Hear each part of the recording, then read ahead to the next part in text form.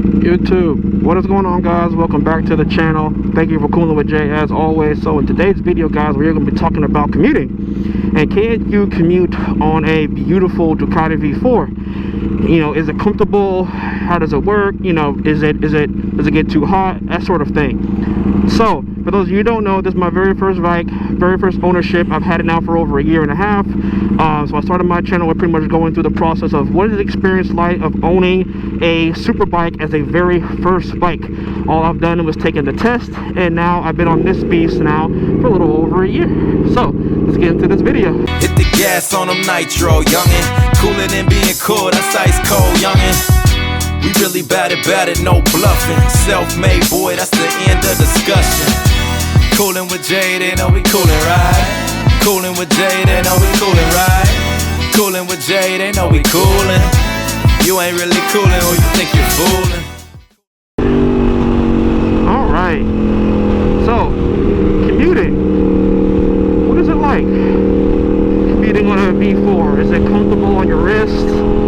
Can it be done? And the short answer is, I believe yes. I believe any bike can be a good commuter bike. Now, I'm sure y'all have seen videos out there of other people doing a review of commuting on a V4, right? But they're doing like a one-day review of it, which, I mean, is what it is. But for me, this is the bike I own, right? This is my everyday bike, so to speak. Now, I do have a car, so it's my only vehicle, but I have plenty of experience in stop and go traffic, freeway riding, that sort of thing, right? So the first thing people are going to ask you is heat. Okay, how does this compare to the 1299, the 1199, 959, 899 sport bikes? And I'll say this bike runs, I'll say cooler. I'm not gonna necessarily use the word much cooler, but I will say definitely this bike runs cooler than its predecessors. You know, again, having it in 2 years now. Right now, it is 65 degrees outside right now. So obviously right now it's perfect, right? This is perfect riding weather because, you know, it's not too hot, it's not too cold. Now I am wearing this kind of winterized sport jacket. It's like a big hoodie, essentially, that's insulated. So I'm feeling pretty warm. I'm getting some circulation, and I'm wearing a kind of cut-off shirt underneath it. But anyway, there's no heat between my legs at all. Even in stuck in traffic. Now I can feel it get warm. Now, for those of you who want to ask, this is how I know, is because I will wear, I've worn sweats before. Okay, I mean like Nike tech pants. So they're like sweats, but they're tech pants. Anyway, it's like the men's choice of pant, I guess, is trending, is those kind of tech fleece sort of pants. But anyway, I've worn those before, and I'm actually wearing sweats right now. I'm wearing 2 layers of sweats, and I feel completely fine. This guy, I feel completely fine. No heat radiation off my thighs, even in the summer when it was super hot, you know. And again, wearing sweats and not even riding pants at times. It was, I can say there's only one time it was really like a unbearable thing. Now, that was before I got the exhaust. Ever since I've gotten the exhaust, I haven't had a day where it's felt like, you know, it's been unbearable. I'm not sure if you can see, but right now my temperature is running at 3 bars, out of 5, 6, I mean, no, 3 out of 5, sorry, 3 out of 5 bars, so it's running about normal temperature. And yeah, so heat, check. The wrist is another big one, is how does my wrist feel? Now, as you can tell, I'm keeping it steady at about 66 miles an hour right now, and I can feel a little tenderness on my wrist from keeping it at that level, right? Obviously there's no cruise control on the Ducati, bikes that have cruise control is the BMW and the Honda, the Kawasaki ZX-10, the Suzuki, the Ducati, and the Aprilia. I believe the Aprilia, Honda. I know for sure the Aprilia and BMW. I'm not sure if the new Honda has it, but I'm definitely sure the Aprilia, their leader bike, BMW's leader bike have it. I know Ducati's, none of those do, and I know Kawasaki, none of those do. So no cruise control, but again, you know, I do one of these numbers, you know, get a little fluid in the wrist. Now, if you're in twisties, I will say if you're commuting freeway, right, your wrist is going to hurt a little more or be a little tender compared to, you know, your stop and go traffic, right? Because this is a set, like I'm holding it at a set angle, right? I'm not going up and down, which gives you a little more blood motion, blood circulation through the hands, less numbness, less fatigue. So I did a ride from my house all the way to Eugene and back in one day. It's about 200 miles in one day worth of riding, and on the way back was straight freeway riding, right?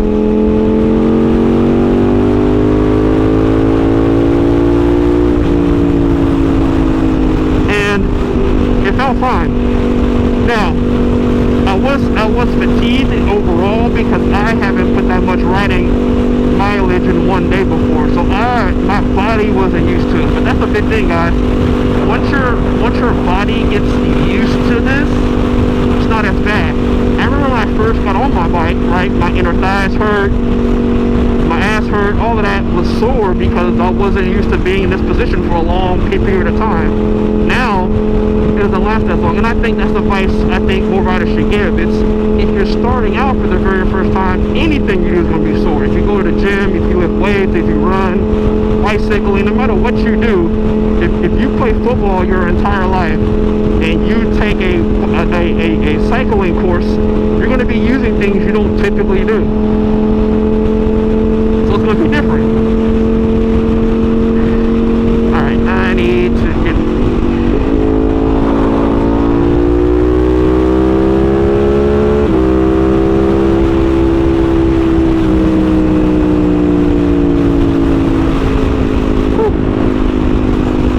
Bike is so smooth. Alright, I'm trying to get around. Of course it's a Prius. Of course it is, right? Alright, so I'm going to try to get a little pull right here. Once we turn, hopefully I can get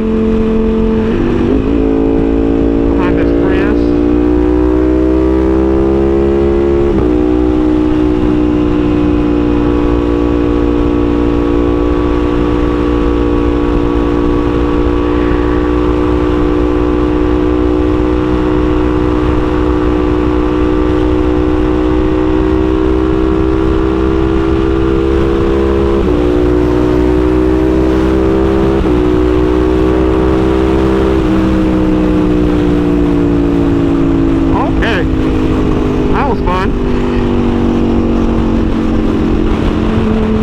See, just doing that motion just now, right, of going up and down the gears, downshifting, upshifting, keeping even the throttle, like, oh, that, what I did just now, that little sensitivity I felt in my wrist is gone. Now, it'll slowly come back from holding it, but I want to show y'all, like, just doing that motion, it kind of got more blood circulating, and my hand didn't get that numbness feeling, right, that you feel from holding any body part in a certain position for a little too long. Let's talk about the buttocks. How does it feel on my butt being this long on my bike? Now, for me, guys, I have a gel insert underneath my seat, okay? Lumimoto did my custom seat cover, okay? And with my custom seat cover, I sat in my seat and they added a gel insert where the foam is. So obviously, as you know, over time, foam's gonna compact, it's gonna get hard, therefore make it uncomfortable. With gel, it's going to bounce back after use.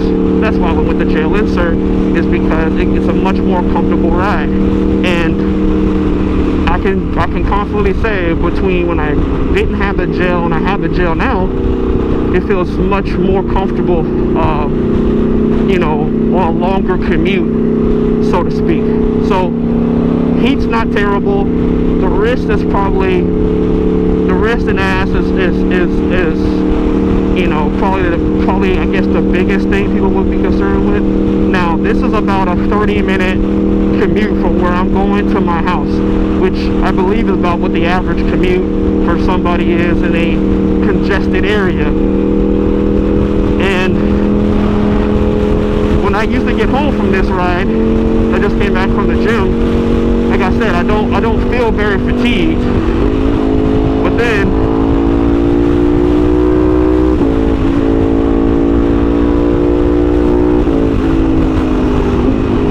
it's hard to be when you're on a sport bike as well.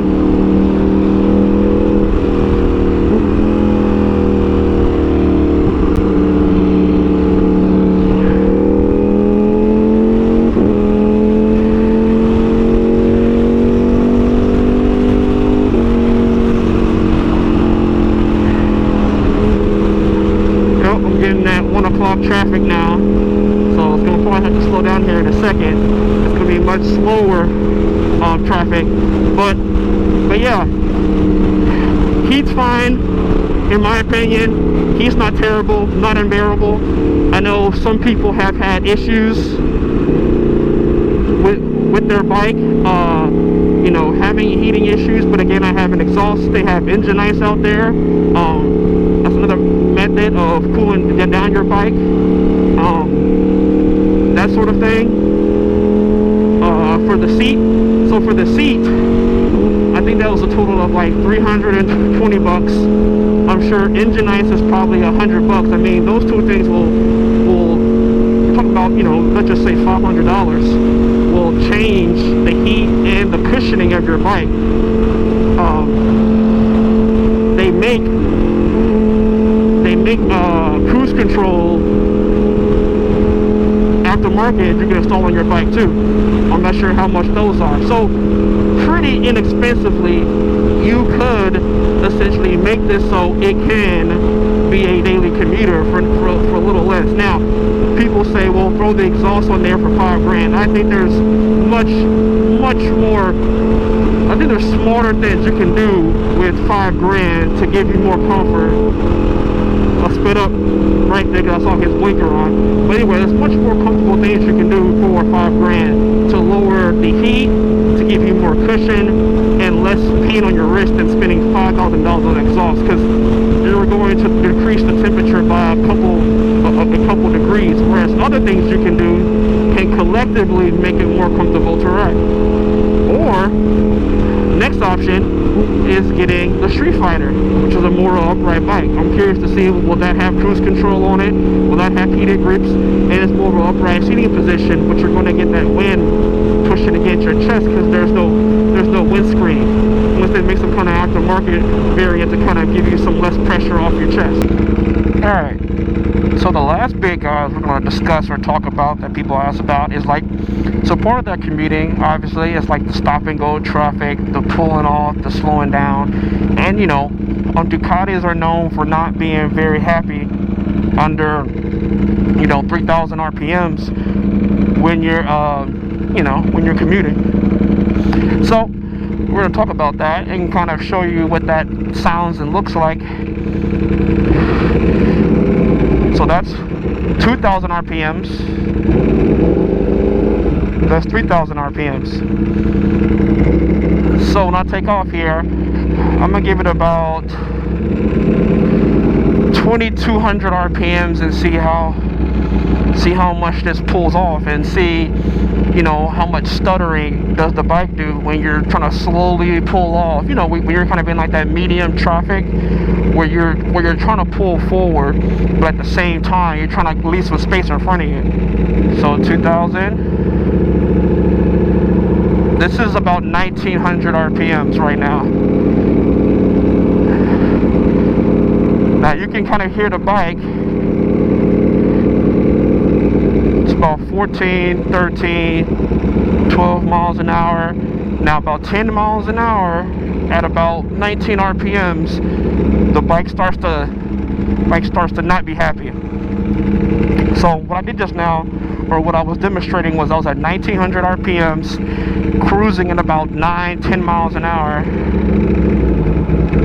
See, the bike almost stalled there. I have to give it a little bit more gas. So we're at 13, about 21. Now we're pulling away. Okay? Now what I'm going to do is I'm going to start off in a higher gear. It's a little bit smoother. So I'm going to upshift to second now. And when I come to the next light, I'm going to pull off. Right?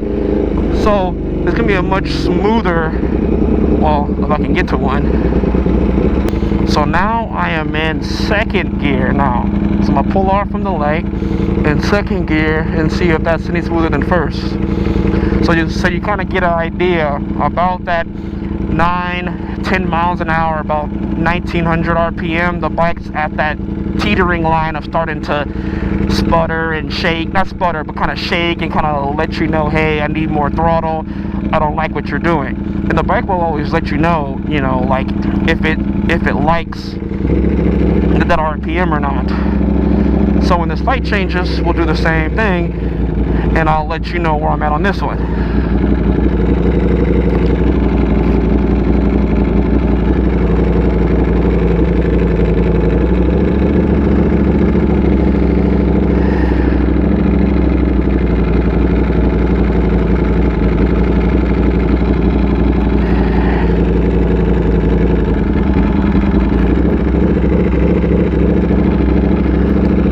Slowly pull away.